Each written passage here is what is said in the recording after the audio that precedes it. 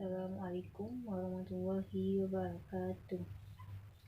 Selamat pagi anak-anak.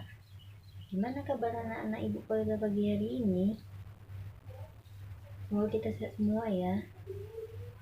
Baiklah, sebelum kita mulai pelajaran, mari kita berdoa terlebih dahulu. Dimulai.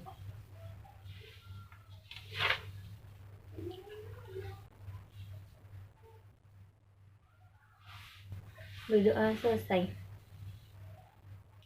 Baiklah, sebelum kita mulai pelajaran, ibu akan memperkenalkan diri terlebih dahulu. Perkenalkan, nama ibu Ratu Saidah, bisa dipanggil Ibu Saidah. Baiklah, apa anak-anak ibu ada yang ingin ditanyakan? Kalau tidak ada, kita akan mulai pembelajaran kita pada pagi hari ini. Baiklah, anak-anak ibu semua, pada pagi hari ini kita akan belajar tentang organ pernapasan pada manusia.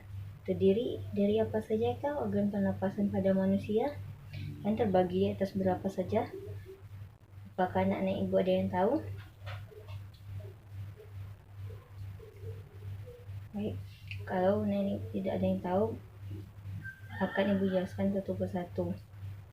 Organ pernapasan manusia terdiri atas hidung, faring, laring, trachea, dan paru-paru. Baiklah, kita akan membahas yang pertama, yaitu hidung. Ada gambar tentang organ pernapasan pada manusia. Seperti contohnya, yang pertama itu hidung. Hidung adalah tempat pertama atau awal untuk kita bernapas. Kalau anak-anak ibu tidak bisa bernapas, akan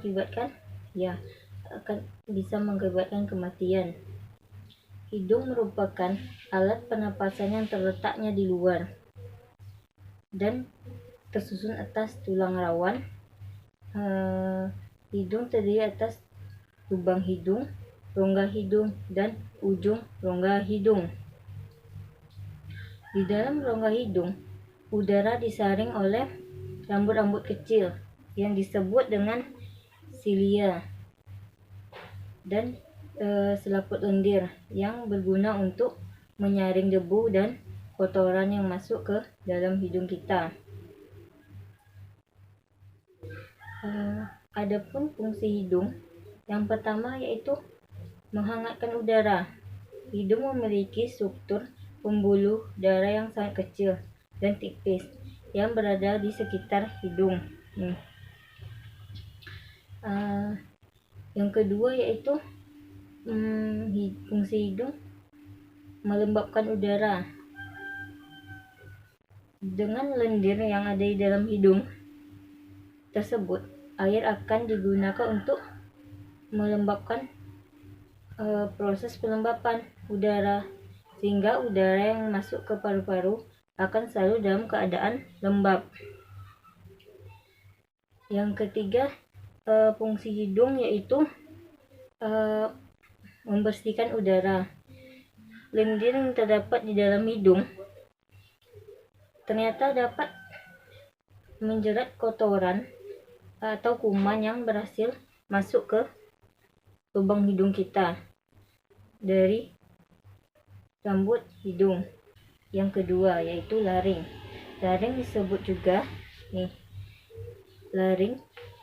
laring disebut juga dengan pangkal tenggorokan atau kotak suara. Laring ini mempunyai beberapa struktur. Yang pertama, tulang rawan epiglotis, itu namanya. Itu berbentuk seperti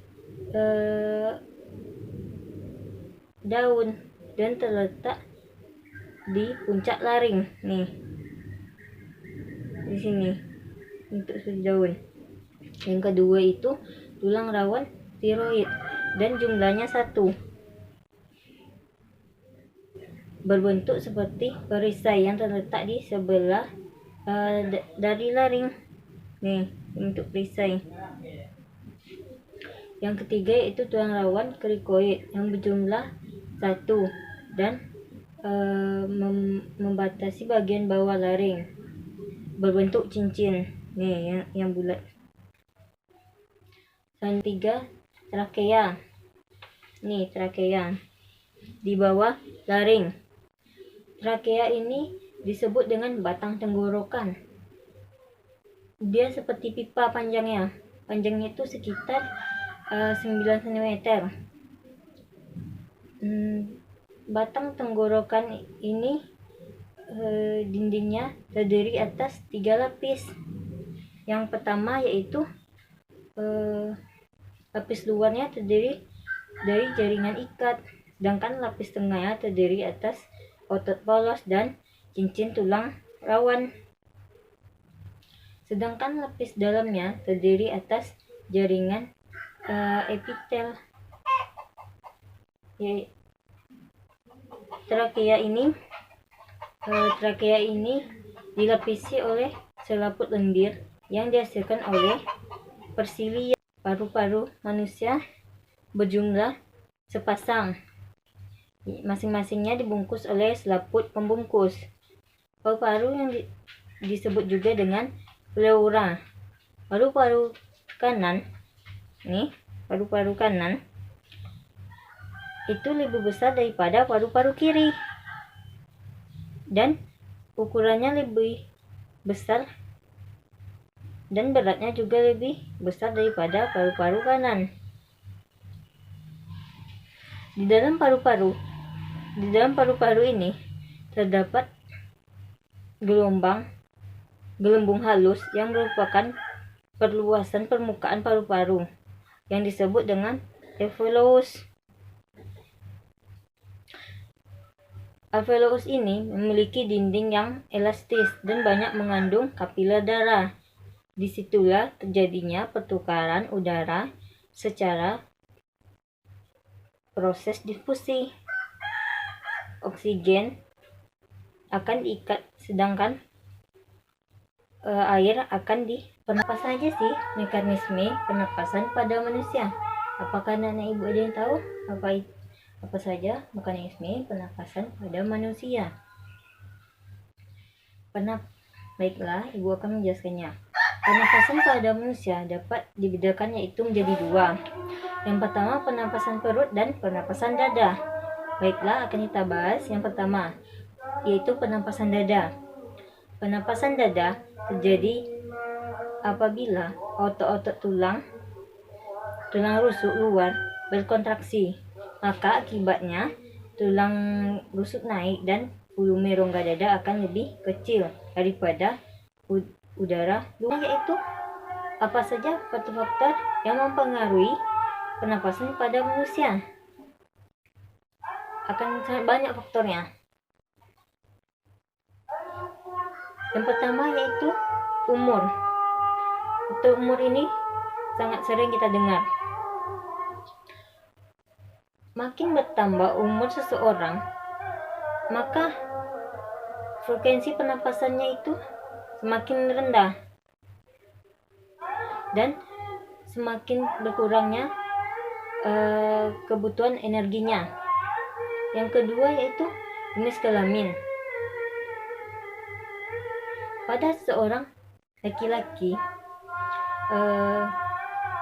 lebih banyak bergerak sehingga lebih banyak membutuhkan energi.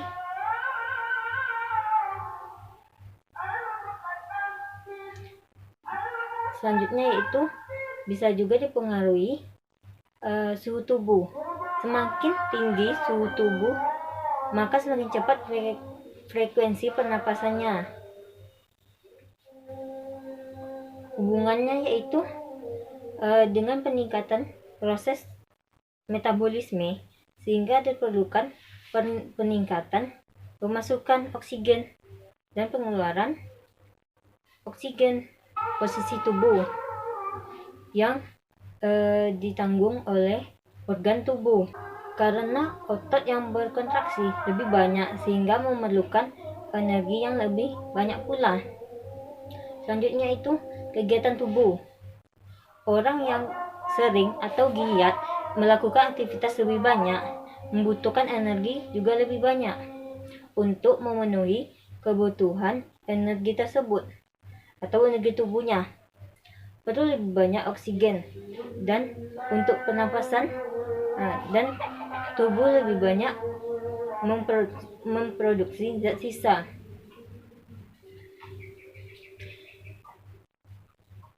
Dan selanjutnya yaitu apa saja gangguan pernapasan pada manusia.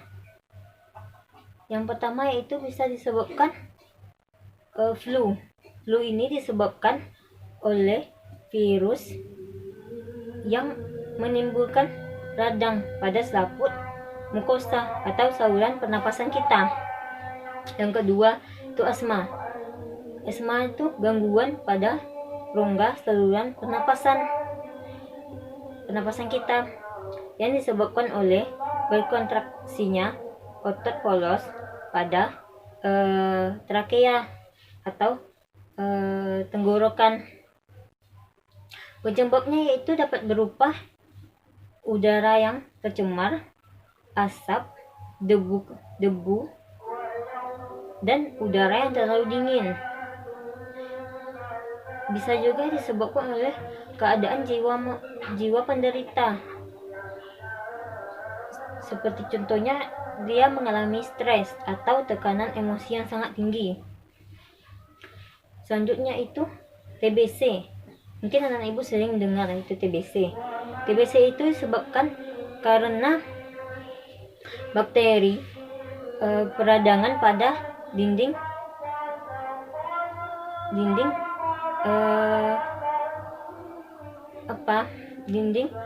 virus, yaitu disfusi. Bronkitis tadi terjadi karena radang pada selaput lendir atau trakea, saluran bronkitis. Selanjutnya itu penyempitan dan penyumbatan saluran pernapasan akibat terjadinya pembengkakan atau kelenjar limfa. Misalnya yaitu penyakit polip yang terjadi di hidung dan amandel di tekak atau dekat tenggorokan. Itulah tadi beberapa gangguan pernapasan pada manusia. Yaitu apa saja sih usaha yang dapat kita lakukan untuk mencegah atau memelihara sistem pernapasan kita dari beberapa gangguan tersebut. Yang pertama yaitu anak-anak ibu bisa menjaga kebersihan lingkungan. Contohnya, jangan membuang sampah sembarangan, buang sampah pada tempatnya. Dan anak-anak ibu bisa juga makan makanan bergizi. 4 sehat 5 sempurna, yaitu banyak makan sayur, daging, dan sebagainya. Dan bisa juga olahraga secara teratur. Selanjutnya yaitu cara mencegahnya, anak-anak ibu juga bisa melakukan penghijauan. Seperti contohnya bisa menanam tumbuhan yang menghijaukan lingkungan, atau pohon apa gitu. Itulah tadi pembahasan kita pada pagi hari ini. Apakah anak-anak ibu paham yang ibu jelasin? Sudah paham? Dan itu saja. Kalau anak-anak ibu tidak ada yang ingin ditanyakan, baiklah, kita cukupkan. Lebih kurang ibu mohon maaf. Wabillahi taufiq wal hidayah. Assalamualaikum warahmatullahi wabarakatuh.